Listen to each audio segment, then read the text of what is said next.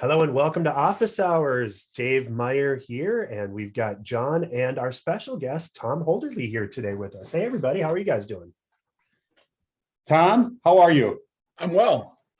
Good to be here. Thank you for hosting. We're glad to do it. Everybody says that. It's kind of funny. I'm John. I'm the Voyager guy.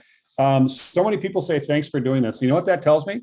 That tells me people continue to need people to reach out to that know the space, that know the small business space, that know the fractional space, that kind of know the new normal and post-Great Resignation. And we're super happy to do it. I mean, boy, if you can help people sort of navigate the new world, hell yeah. Yeah.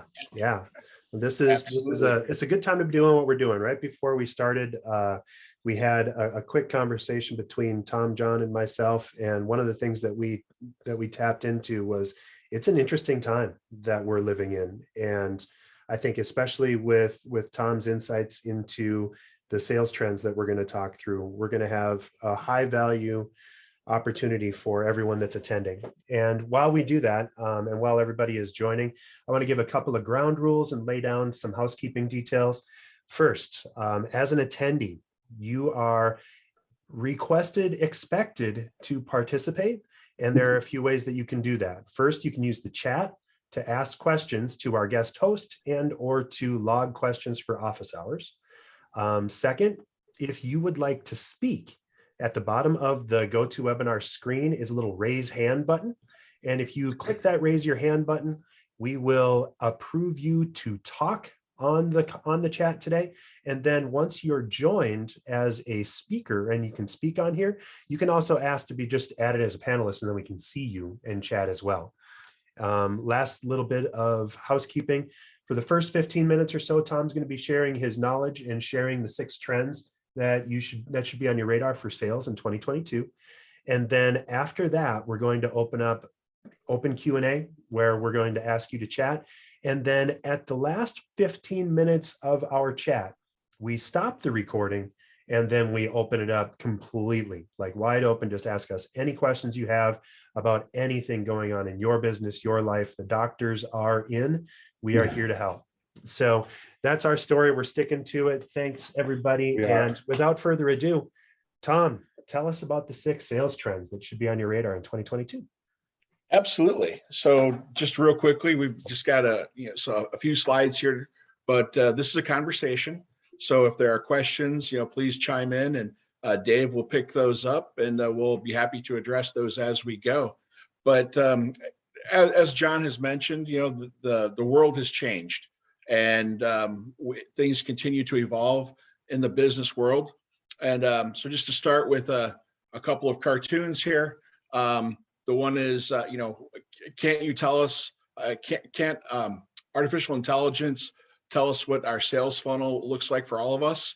And then Alexa's over there, funnel cakes. Here's some locations close to you. So then the Zoom meeting, another high level Zoom meeting today. The guy's sitting there in his boxers. I'm sure we've all done that from time to time. Some of you may be doing it now. And then you'll never know. I never tell. Exactly. And then what can I expect from modern marketing techniques? Our new sales manager is an expert on modern marketing techniques. I got him dirt cheap on eBay. Oh my gosh. So it's funny, if you were to dial this back, Tom, even 20 years or maybe 50 years ago, people would look at this and go, what the hell are you talking about? Exactly. How far in the future are you with this stuff? But then you bring it down to some very basic things. So it's a different world. Carry us through, Tom.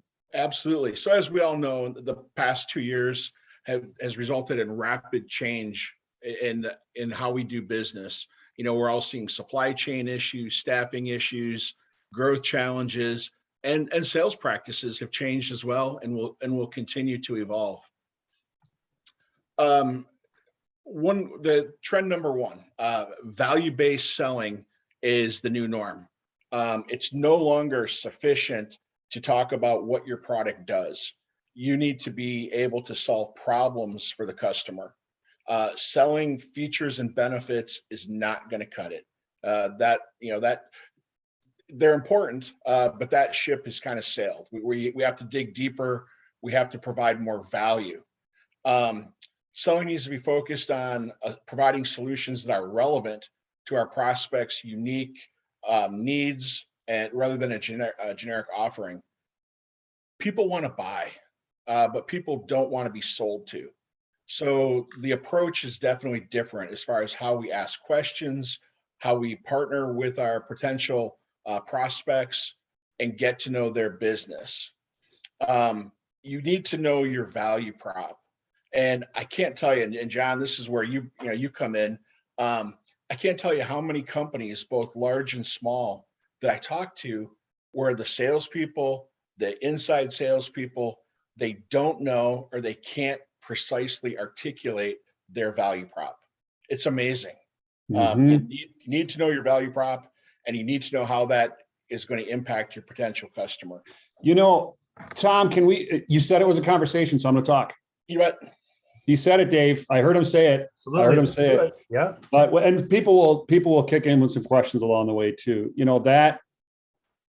That is something that expect, particularly for the people that are sort of individual practitioners, but even for small business. The friction for this, I think, in our category is it's really hard for people to spend time on it. And it's really, really hard to pull it out, And so what I see, I don't know, Dave, if you see this too, when tasked with, get us to the value, get us to what makes us good, get us to, the really cool thing, the really awesome thing that we offer. Sometimes I feel like people make it too hard of an exercise. And then sometimes I feel like people like, that's just fluff and I don't want to get to it. It's never just fluff. But here's my warning is, if it feels like you're trying to just work in fluff, then it is fluff and you have a lot more work to do. It should be very authentic, very true, not manufactured. I think that's one of the key struggles with a lot of people, particularly if you're in somewhat of I'm a big fan of red ocean and blue ocean. If you're in the red ocean and you're just one of those businesses that sells something that 50 other businesses have, and there's very, very, very little variance, it's sort of easy to go, there's not a whole lot of difference here. But Tom, on this one, help people sort of get down there and like, all right, how do I get there? How do I get to that sweet spot where I can really articulate the value and that sort of thing without stopping and really putting myself through a 5-month process? Well, it's very difficult because in order to have a clear, concise, memorable value prop, you really do need to do the work. You need to understand what you bring to market, how you bring it to market, and you also need to, and we'll get to this a little bit later, but you also need to know your competition. And so just as a sidebar, in the old days, a lot of people used to do SWOT analysis. But where they missed the boat on SWOT analysis is a lot of people under strengths. They go, oh, well, we have good people. Oh, we've got this. And I challenge people that if you're doing a SWOT analysis, a strength is only a strength if somebody's willing to pay for it. If it's not, if they won't, it's really truly not a strength. Right. So I think that's an area to start. You really need to understand the market that you operate in, know your competition, and know what you do, and be able to articulate that as a way that brings value.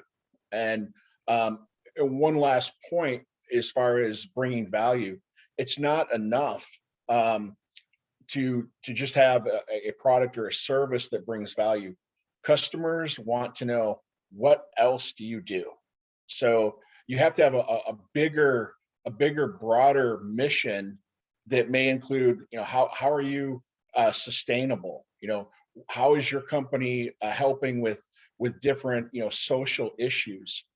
That has become much more important to today's consumer than a lot of us with gray hair used to give attention to it in the past.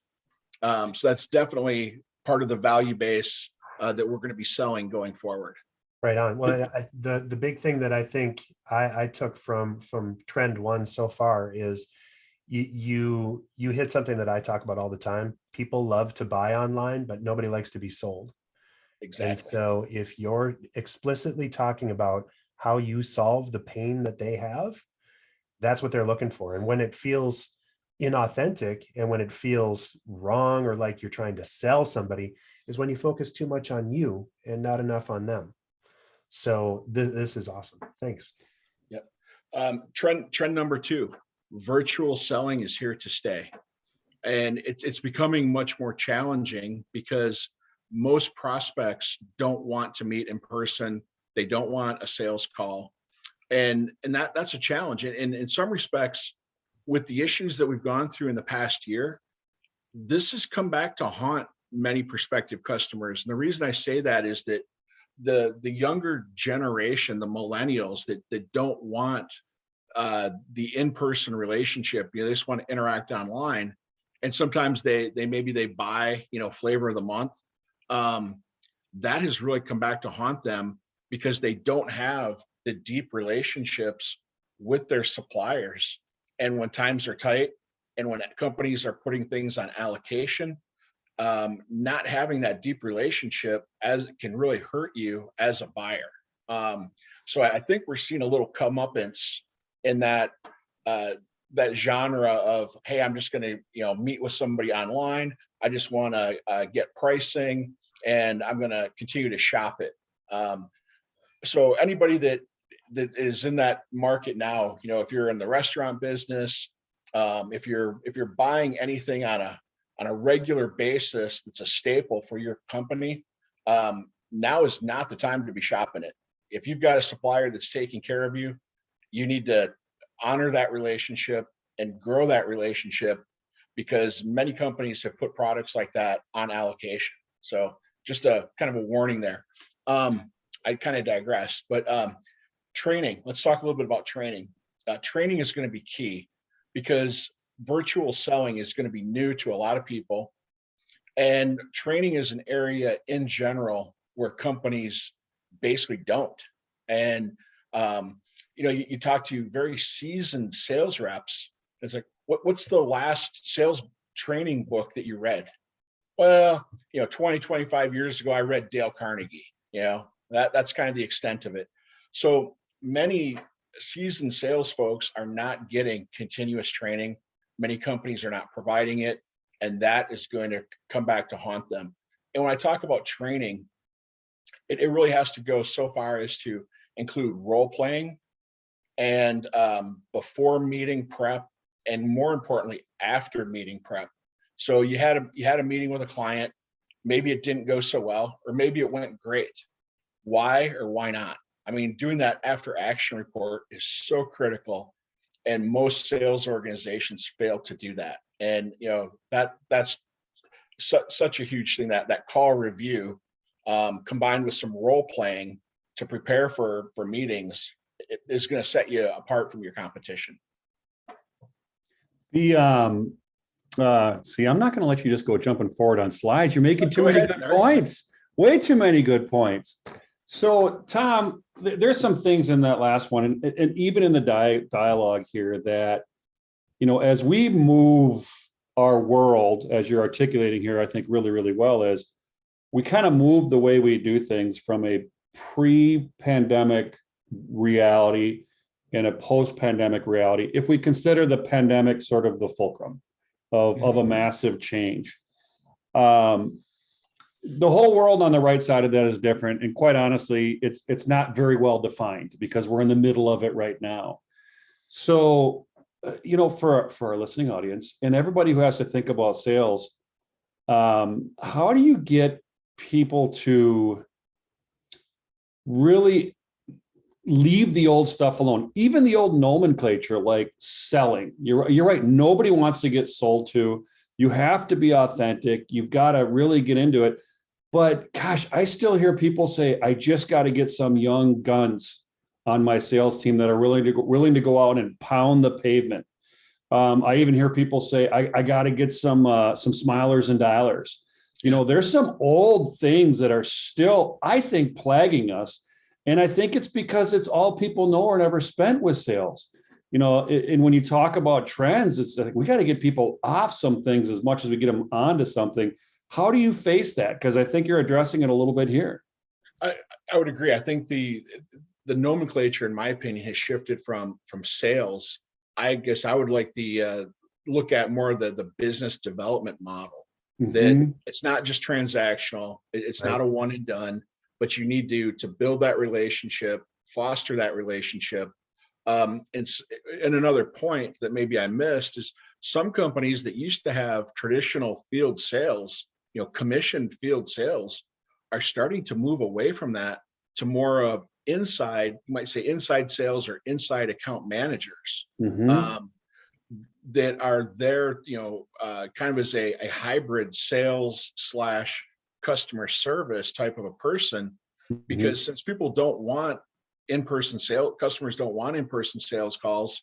And in order to get away from that paradigm, a lot of companies are reinventing how they face their customers. And in the process, they may actually be saving some money as well. Yeah, I think that one of the key things, whether you're a large business, small business, or an independent practice, is if it sounds like the old stuff, don't let it leave your lips. Sure. Don't let it leave your lips. Well, thank you for providing some clarity on that. No problem. Trend number 3, and this is where John and Dave and all the CMOs out there, sales and marketing are going to have to work much more closely than they ever have before. The days are gone where that relationship was somewhat adversarial or competitive. Sales and marketing need to both be on the same team and work in real tight cohesion together. Personalization is going to be key. Tracking, prospects' communications, a CRM. And let's just talk a little bit about a CRM. A lot of salespeople cringe when they hear the word CRM because they envision Big Brother. They envision, this is a tool to beat them over the head with. And unfortunately, many companies have used it as such. Yeah. So the key, and also with CRM, I think too many small and medium-sized companies get wrapped around the axle thinking that they need Salesforce or they need Microsoft Dynamics. My analogy is you're buying a Ferrari for a paper route. You don't need a tool that extensive. But the key point I wanted to make here is that and a lot of CEOs and CFOs would disagree with me on this, but first and foremost, your CRM has to add value to your sales team. That's where it's got to start. I mean, it's a great tool to look, financially at what's in the pipeline, things of that nature. But if you're a company and you're implementing a CRM, you've got to start with how is this going to add value? Otherwise, your sales force is going to resist it. It's going to get filled with garbage, and it's not going to work. So that's another thing I'd like to have either one of you guys talk about. Again, we're leaving an old world and entering a new world. That's what we're doing right now. We have been doing it for 2 years. Dave hears me bitch about CRMs all the time. I hate them all, but some are less horrible than the others, and some are actually okay. But none of them are perfect for that part of our economy that we address here, and that is that small business thing. I think some of them are working harder to get it. Right. But this, by and large, it's all too much. If you're in that, $1 million to $20 million range of a business, growing at 5% a year, having goals 10%, that sort of thing. What the market had before was, like you said, it was a Ferrari for a paper route. It's just overbuilt and too much. And there's some dynamics happening as people are coming out of large corporate structures and entering the smaller business world because the smaller business world wants them. But they're bringing in their wake these just massively overbuilt tools, and some new ones are coming in. Now, as Dave knows, I'm a fan of HubSpot. I think HubSpot as a tool that just about anybody can use is built for the next place where we're going. Honestly, I think everything else, it goes away. But a thing for our listeners or everybody who's sort of paying attention to this is If it looks too big, don't touch it because it's gonna be a time suck. It's gonna be a rabbit hole. There's too much. And understand that we are kind of really still developing for how we market and sell, after 2021. Yeah. I would, a couple other points in my past life. It's shocking how many large companies, I would say, one that I worked for that was about $1.5 billion didn't use a CRM. They had a license, but they never used it. And John, to your point, I'm seeing more CRMs come online that fit that small to medium size. And I'm not here to advocate any particular one, but I'll just throw out some that I've had experience with. Pathfinder is pretty good for a small company. For a solopreneur, myself included, I use a little one called Less Annoying CRM. That's been getting a lot of oxygen this last quarter. Yep. Yeah. So yeah, but I think it's going to be critical that companies have a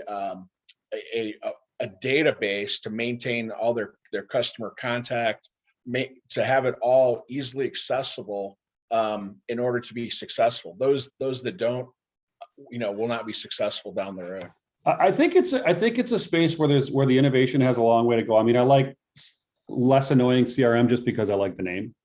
That's awesome. We're still in this transition point of that. Over the last 20 years, there's 4,000 different marketing and sales tools on the market. Yeah, which is just insane. Like when you think about, oh, what's my tool for running my books? Like I think 97% of small businesses are on QuickBooks. One. There might be 10 others, but like there's 4,000 CRMs, and where we're getting, and we're doing this at Voyager for our community, for our small business we service, where we're getting is, no, we can't try to shrink what we took from the big thing, because it you know what I mean? You just cram it into a smaller box. It actually has to be built organically from the ground up for this discipline, for this market, for this way of doing things, honestly, and for the psychology that goes into sales, post 2021. Yeah, there's a lot of talk that go into systems, and John and I and Tom, you and I have talked about CRM and how all this stuff works together. Sales and marketing need to connect more than ever, and having some tool that you can use to everybody have the ability to refer back to the same data is huge. It's huge. And of course, I love HubSpot for all of that. And I think you can start immediate and free with the HubSpot thing. This is not a HubSpot advertisement at all, but oh my God, I use it all day long. So, there's a lot of opportunity in there.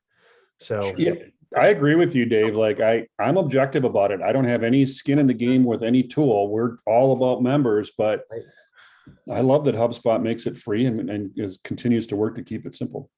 So let me just back up for a second. This kind of relates to the CRM, but it also goes back to, we were talking earlier about training.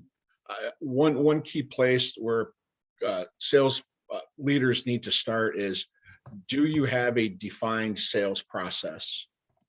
If you don't, then that's going to impact your ability to train, and it's going to impact your ability to manage the data in a CRM or in any other tool. If you don't have a defined, repeatable, scalable sales process. So I missed that.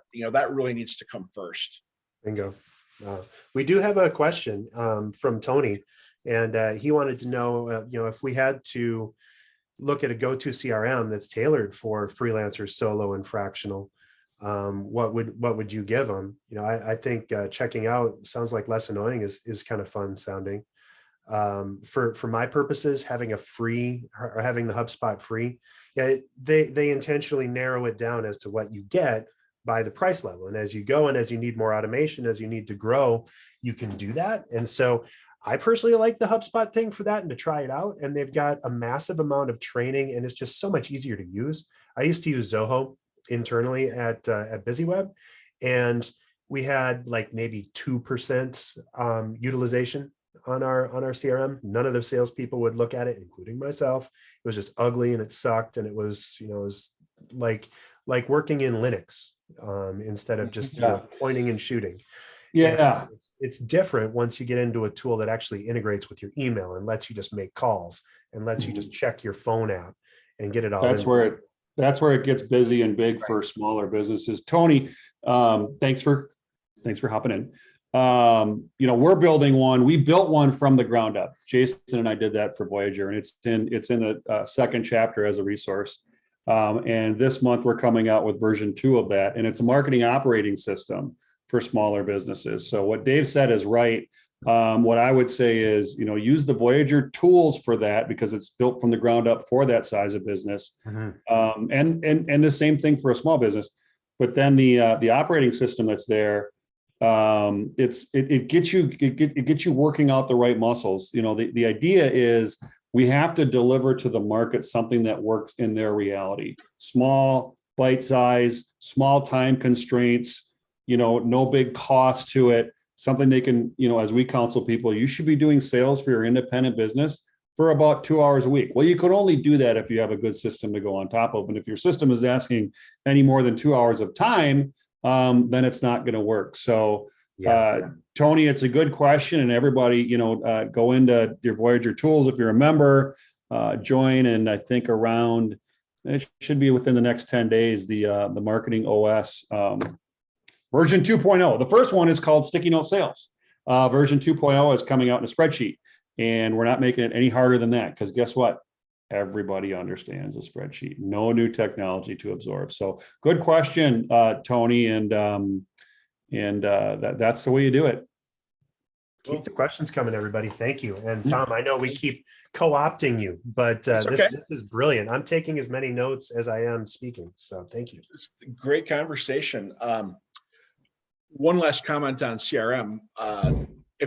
For organizations that I've seen that run a Salesforce or Microsoft Dynamics, typically they end up hiring a full-time CRM administrator because those systems are so big and so onerous that it just becomes unmanageable unless you have somebody on top of it daily. So anyway, trend number 4, and I have to admit, this is an area where I feel like I'm behind the curve. Artificial intelligence. We see the commercials for it. It's definitely in its infancy, but this is something that we're going to see more and more of.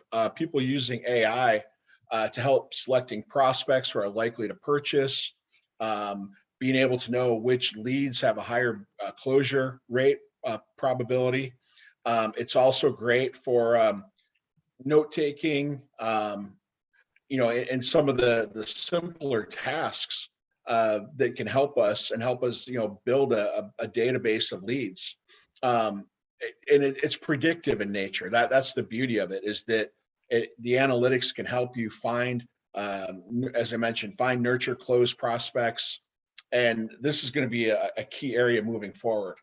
I will say that from what little I know, I think we also need to be careful because, like anything, this could be an area that starts getting into, people's data. Sure. If not used ethically, the AI could become another form of Big Brother. Security issues Dave as well. Probably knows more about. I'm sorry. Go ahead. Yeah, security issues would come in a lot there too. Dave, maybe you can speak to this, but it does have a role. I'm sure everybody's eyes are rolling in the back of their head. Like, dude, I'm not even caught up with the tech from 15 years ago. The last sales book, like you said, I read was 25 years ago. And now we're talking about bringing AI. Dave, is there a place where AI is touchable and understandable at a business that's, like we all know, they're small, they're $20 million in rev or even smaller. How can they get to this big idea that we kind of, they talk about AI and Wired, right? It's not really, it seems very inaccessible. And that the fun part about all of these technologies, and especially the stuff that has come up in the past few years, is that it starts out kind of tough, and then the technology keeps making it more and more accessible as you move forward. So like right now, again, there should probably be a drinking game where every time Dave mentioned HubSpot, I don't know if I'd be productive the rest of the day if we did, but inside of the built-in CRM, there's a chat bot that's built in. You can install that plugin on your website, and if you load up a series of just your FAQs, your most frequently asked questions. Mhm. The AI or the chat bot can actually answer those questions for you, so people can ask simple questions and receive simple answers. Technically, that's AI. Now, on the other side of that, there are some things that are very expensive that do some really neat heavy lifting for you on identifying lists. Things like Zoom Info, or places like Seamless AI, all that stuff that find the right kinds of people. You basically go through and you have a conversation with the sales rep at one of those tools, and they're going to find all of the people that match the things that you're looking for. And some of them will go as far as to say, okay, well, based on the conversations or the searches that these people are having online, we can use our models to identify when people are ready to make a purchase, but have no idea who you are. And then we can get you in front of them, right? So with that power comes great responsibility. And it also amplifies the opportunity for people to say extremely stupid things to kill the sale. If you know more about someone, or if you assume that you know more about someone than you really do, you either are going to put your foot in your mouth, or you're going to freak them out a little bit to say, hey, I noticed that right after you were checking out dresses at Dress Barn or whatever, you have That's where I was this morning. website, right? Well, that's where I hang out. Any place you can buy clothing that also includes the word barn, I'm game on. Or booze. There's a lot that goes into that, right? So, and if you just trust the system, you're like, oh yeah, I'm signing on for Zoom Info. I want to get 5,000 new contacts into my CRM a week, and that's what I'm going to spend 35 grand for, which, by the way, is a low number for Zoom. All of a sudden, you have 50,000 people that you start, frankly, spamming because you think you have the right information, and all you're doing is walking in and knocking down the door on 50,000 people's doors and upsetting them. You're spamming 50,000 people because you're not taking the time to learn who they are and what they want. And you're trying to do what I call lazy linking, all those AI things where you can send out links to hundreds of people on LinkedIn every week. You're just pissing off hundreds of people a week. It's not doing anything for your business. There's a real lesson here in stopping. In America, we love, right? There's a reason things are the way they are, because we love the shiny object. We like the new thing, and we get this oversimplistic view. Remember when we were building websites and keyword stuffing was a word that we use? Like, yeah, you're trying to game Google. Good luck, right? But it's the lazy way out because you're not thinking about it. Right. I think with AI, Tom, maybe you can address this a little bit, but with AI, if you adopted older, before this year, if you were using sales tools and processes, CRMs and other things that we've talked a little bit about here, I think the big risk is you might not use it. I think the big knock on a lot of CRMs is you only use about 3% of it. There's about the 100%. Well, of course, we only use 10% of our brain, so I guess there's a match there. But I think with AI, it's interesting that the fear isn't so much you're not going to use all of it. You could really use it to your own harm. I would say be very careful and thoughtful on how you use it. I agree you need to, but boy, talk about a time to really pause and think. If you do some keyword stuffing, for example, you might go afoul of Google for a little bit until you get your stuff in order. Mm-hmm. If you use AI wrong, you could really cause problems. Yeah. Well, it kind of goes back to what we talked about earlier about that personal connection. Mm-hmm. And, to your point, if AI is used correctly, it may help you build that personal connection. Right. But if used incorrectly, like Dave said, you just end up spamming somebody. You could shut them down, long before you even get close, to closing a deal. So mm-hmm. it's a fine line, and people are going to get wise to it. Just like anything, if you're perceived as a bot, you're not going to have any success. Well, it's one of those things. With great power comes great responsibility, and all of a sudden you have keys to the Ferrari, so don't drive it into the wall. And right. What I do with my clients is I try to build the customer journey such that it feels like a natural conversation. I'm anticipating what my customers might be interested in, and I give them choice A or choice B so that they can do almost like a choose your own adventure, like we did in grade school. Mhm. And they can follow the links that they're looking for, especially in B2B sales. People visit 80 websites. They click 80 different places before they ever call a company about their specific need. Mhm. That's on average, right? So some less, Sure. some more. But you got to have the right stuff. You got to have the goods and be able to actually answer people's needs if they're going to give you a call. Yep, that's totally true. Oh, Tom, this is fun. Keep going. Sure. Okay. Trend 5, and this doesn't apply to just salespeople, but hiring quality talent is going to be a challenge for everybody. And the way that we do that is definitely changing. And for those companies that aren't changing, they're getting left behind. As we talked about earlier, the training, but hiring and coaching is going to be also important within organizations. Investing in quality people and their training and their development is going to be good. It's going to be critical, actually. And as far as how we recruit, I see things evolving, and I'm not an HR person, but I see things evolving what I call kind of like the college football mentality. We're going to have to, if you want to be successful, you're going to have to be on the lookout for talent all the time. And you're going to have to start reaching further upstream to engage and recruit people. So you can't wait until you have an opening and you put a job posting out. That's not going to get it. If you're out and about in your daily life and you encounter somebody that knocks your socks off with their sale, with their service or what have you, you need to start reaching out to that person. We need to start reaching further, as I mentioned, further upstream into the colleges and things to start identifying talent before they graduate. That's going to be key. The other thing is that we all talk about onboarding. Well, there's been a trend, with this whole great resignation, there's been a trend of people that accept a job and, and maybe their start date is 2 or 3 weeks from now, but they don't show up. They get a different offer from the time that they signed your offer. So there's a whole new engagement that needs to happen out there called pre-boarding, that as the interview process ends, as an offer is accepted, the engagement needs to start right then. You cannot have a 2 or 3 week or whatever lag time where a person is just kind of waiting, or maybe they're leaving a former employer to start. You've got to maintain that engagement all the way through when they start and then after they start.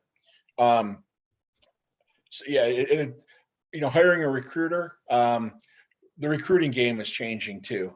You need to find recruiters that have personal contacts, that have go-to sources versus recruiters that just blast something out on the internet. I had a meeting some time ago with a recruiter, and I asked how their process worked.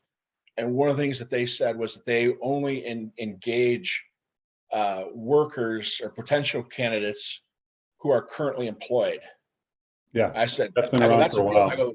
I'm like, we're done. That's a deal breaker. Yeah. And they said, well, why? And I said, well, I know a handful of senior execs that have a ton of experience who are currently looking for work. And if you're not going to reach out and if you're not going to try to find those people, then you're missing a major segment of the workforce. Yeah. So some recruiters don't have what I would call very optimal processes. And before you hire a recruiter, make sure you understand how they're reaching out to folks and where they're going to find folks. But as I mentioned, the recruiting has got to happen earlier in someone's career, and you've got to be on the lookout for talent at any turn. I mean, I've hired people. I'm sorry. Go ahead. No, I was going to say, Tom, that you know what I'm going to say, and when it comes to this particular topic, and I don't disagree with any of it, but talk about an industry that's in flux. From a before and after scenario, recruiting, job transition, that whole thing is a shit show dumpster fire of epic proportions. And anybody who's in transition or has been in transition, all of our members in Voyager, we know that, we understand that.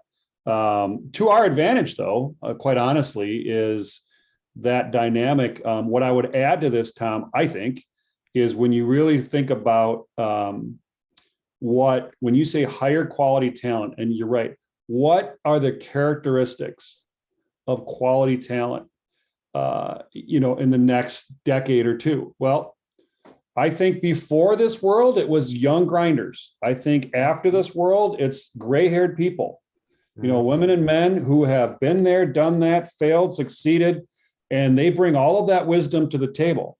Now, we used to call that ageism. You no longer can grind, so your relevance is diminished. I think the tables are going to completely flip on that, and it's going to be, wow, you have way more value. I just haven't figured out how to access and utilize it or how I should pay for it. Well, that's why fractional is a thing. That's why outsourcing is a thing. But the access to talent, if you're really thinking about what are the criteria of talent, you remember it was, how much can I get for how little? It's a money thing. Right. And if you think about that, that's the wrong way to look at it. And I get it, everybody has to work on a budget, but better to have a quarter of Tom Holderly's time than 100% of the time. Quite honestly, Tom, I'm not going to pick on you, but on the 29-year-old version of you. Right. Because you know so much more now. You're that much when it comes to sales. And I kind of refer to you as somewhat of a sales ninja, among other words I use for you. But it's that experience that I think is going to pull this economy forward, pull us into the sort of the next stage of growth, that this explosive growth that we're going to have as we come out of this. So what good talent looks like before and what it looks like after, totally different things. And the interview process is going to have to change. If you want people, like I said, I'll hire character and train them. Okay. Well, so now you've got to change your process. How do you find character and not skills? So that's going to be a challenge for the HR folks. Trend number 6, and actually John could probably take this one. Outsourcing. Outsourcing is becoming the norm. I mean, we're all here at Voyager U. Sales and sales leadership on a fractional basis is probably the newcomer to the fractional world. But fractional CEOs, CFOs, CMOs, like John, have been doing it, but now companies are waking up to the value of having fractional sales leaders as well. So those across the board too, Tom, honestly, for sales for sure. And we're still trying to paint that, but across the board is, access to wisdom. When you're looking to add to your team, your sales team, or your marketing, or quite honestly, I see Tony Wilson's on the call, your finance team, your ops team, the best thing you can do is bring somebody in who can tell you what to do, who can guide the way things go. We used to think about, I'm going to hire somebody and I got to guide them and I got to train them and they got to know 40 years of this industry. That's flipped. You got to have people who come in who have a bit of objectivity and wisdom and expanse across many categories so they can go, you're going to get that wrong. You are going to burn yourself if you make that decision. If you don't watch out for this, you're going to hurt. You really want outsourced people that are wise, older, quite honestly. I mean, young is great. I love young. I wish I was young. My knees wish I was young. But all of that wisdom has massive value in the market. Now, the way to access it, you have to sort of change your thinking. Like, I don't need it 10 hours a day. I need it for like 2. I need a sharp axe less than I need a dull axe. And so the way that trend is absolutely, there was and obviously this is the world we live in, but as we watch, Forbes had a good article every week, every day there's a new article on it. But the latest data from the Bureau of Labor basically said we are farther along than we thought we were going to be in all these categories of people going independent. We thought it was going to happen in sales and marketing and ops. Those were sort of the first places to go, but they had no idea, like so many people are going to resign who have experience, and now they're plugging back into the economy as outsourced independents. So yeah, it's definitely a trend. I would say it's hard to, obviously that's why we're here, but it's hard to leave it. Oh, look at this. Yep. A crow. While we open up Tom to additional questions. And Tom, thanks for the presentation and Very for good, Tom. those trends. This is amazing. I do want to let everybody else open up for questions. And as I do each time, I think we're going to pause the recording or stop the recording to let people on. And in chat, I'm just going to hit pause for recording in case we wind up wanting to record something that comes up, but we'll get your permission first. So go ahead and raise your hand if you'd like us to promote you in to be able to talk, because this is as much as your time as it is ours. So please raise your hand if you want us to turn on your mic, and we'd love to hear from you because this is supposed to be a call-in show as well. So ask Tom and John and I any questions that you have. Let's go.